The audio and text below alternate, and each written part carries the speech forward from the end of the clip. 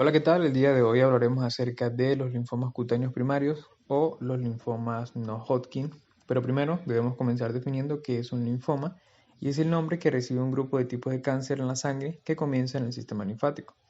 El linfoma se presenta cuando un linfocito, que es un tipo de glóbulo blanco, sufre un cambio maligno y se multiplica. Con el tiempo, estas células malignas desplazan a las células sanas y crean tumores. Estos tumores causan un agrandamiento de los ganglios linfáticos y crecen en otros lugares que forman parte del sistema inmunitario, como por ejemplo la piel o también otros órganos. Ahora, definimos lo que es un linfoma no Hodgkin y se usa para denominar un grupo diverso de tipo de cáncer en la sangre que comparte una sola característica, que surgen a partir de una lesión en el ADN de un linfocito progenitor. El daño al ADN es adquirido. Este ADN alterado en un solo linfocito produce una transformación maligna. Esa transformación da como resultado la proliferación descontrolada y exagerada del linfocito. La acumulación de estas células tiene como resultado masas tumorales que se ubican en los ganglios linfáticos y en otros lugares del cuerpo. El linfoma no Hodgkin suele aparecer en los ganglios linfáticos o en el tejido linfático que se encuentra en órganos, tales como el estómago, los intestinos e incluso la piel. En algunos casos afecta a la médula ósea, que es el tejido esponjoso en la cavidad central hueca del hueso, donde se forman las células sanguíneas, así como también la sangre. Las células del linfoma pueden desarrollarse en uno o más lugares del cuerpo. Bien, ahora vamos a clasificarlo y a grandes rasgos lo podemos dividir en linfoma Hodgkin y en linfoma no Hodgkin, lo cual la principal característica que nos los va a dividir es la presencia o no de las células Rett-Steinberg, las cuales se van a encontrar en el linfoma de tipo Hodgkin. Ahora lo dividimos en el linfoma tipo Hodgkin, que representa aproximadamente el 10% de los linfomas, es el cáncer más frecuente en adolescentes y en adultos jóvenes, y el linfoma de tipo no Hodgkin, que representa el 90% de todos los linfomas y se engloba en esta categoría ya que constituye el séptimo grupo tumoral más frecuente en el mundo. Dentro de los linfomas no Hodgkin, las neoplasias de las series T y B afectan con frecuencia la piel. En los linfomas B habitualmente encontramos afectación ganglionar previa o concomitante, así como el desarrollo de múltiples nódulos profundos. Por otra parte, los linfomas T afectan con frecuencia la piel antes de invadir otros órganos. Por ejemplo, la micosis fungoide es la más típica de este tipo. La afectación ganglionar ocurre tarde en la enfermedad y la médula ósea es respetada. También lo podemos clasificar de una manera mucho más esquemática, donde tenemos los linfomas de tipo T, donde encontramos la micosis fungoide, el síndrome de Sézary, linfomas de células grandes anaplásicas, linfoma de células T a paniculitis subcutánea. Tenemos también los linfomas de tipo B, donde encontramos el linfoma centrofolicular, linfoma de células pequeñas, linfoma de células grandes y pequeñas, linfoma de células grandes, linfoma de células B en zona marginal del ganglio, también los linfomas de células B grande y difuso, así como también el plasmocitoma. Entre los signos y síntomas que van de la mano con este tipo de enfermedad, tenemos también que el sistema linfático forma parte del sistema inmunitario. El sistema inmunitario normal ayuda a proteger el cuerpo de las infecciones. La médula, los ganglios linfáticos y el vaso forman parte de este sistema inmunitario.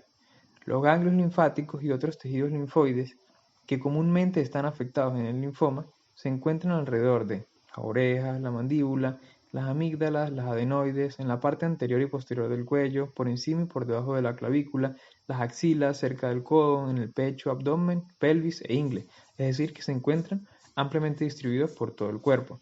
El vaso contiene muchas acumulaciones de linfocitos que pueden volverse malignos y proliferar provocando el agrandamiento del mismo que se denomina esplenomegalia. Ocasionalmente, la enfermedad comienza en otro lugar y no en los ganglios linfáticos, como por ejemplo en los huesos, en el pulmón o en el tubo digestivo, incluso en la piel.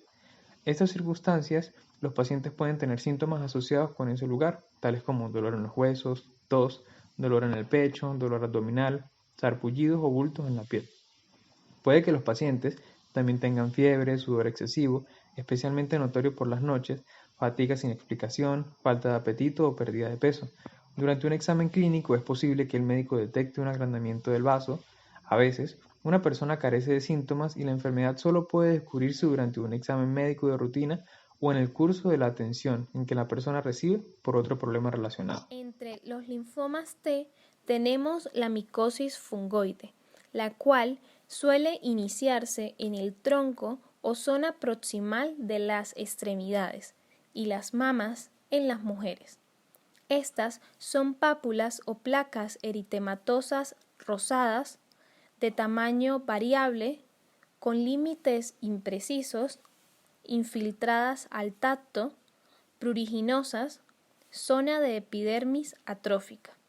En la histopatología podemos observar lesiones iniciales con infiltrado linfoide en banda subepidérmica de células con escaso citoplasma y núcleo cerebroide, epidermotropismos solos o en nidos formando microabscesos de Pauthier, y lesiones tumorales con infiltrado linfoide más denso, células de mayor tamaño que pierden la morfología cerebroide y se van perdiendo el epidermotropismo.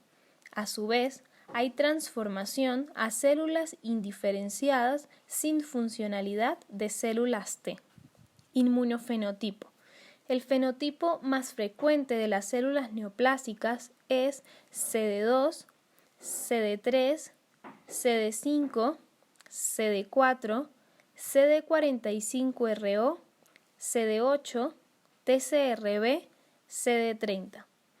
El síndrome de Sézary, constituido por la tríada eritrodemia, poliadenopatías, linfocitos atípicos en sangre periférica.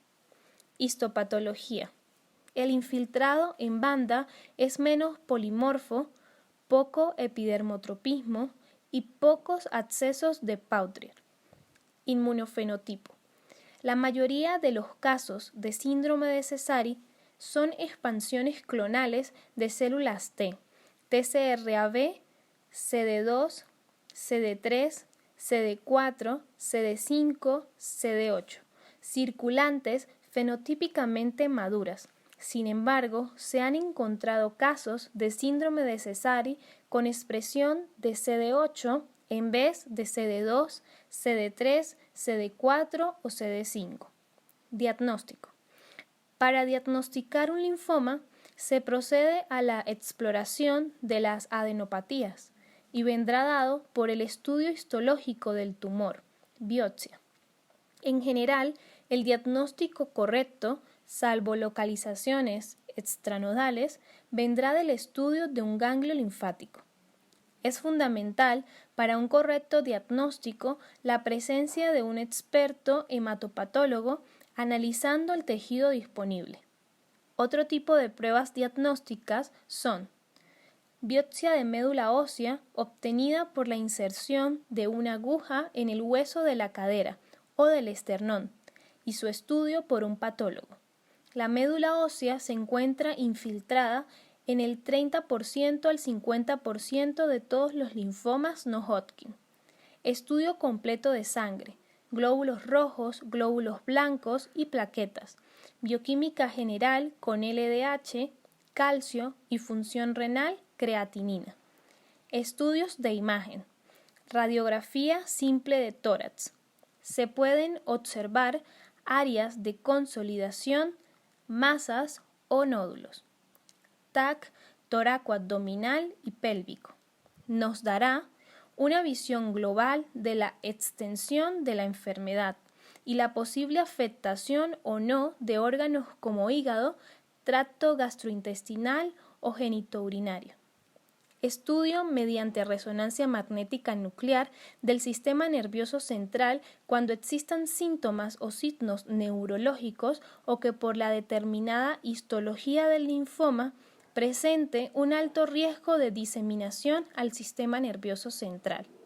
Es posible que en estos casos se precise también un estudio del líquido cefalorraquídeo.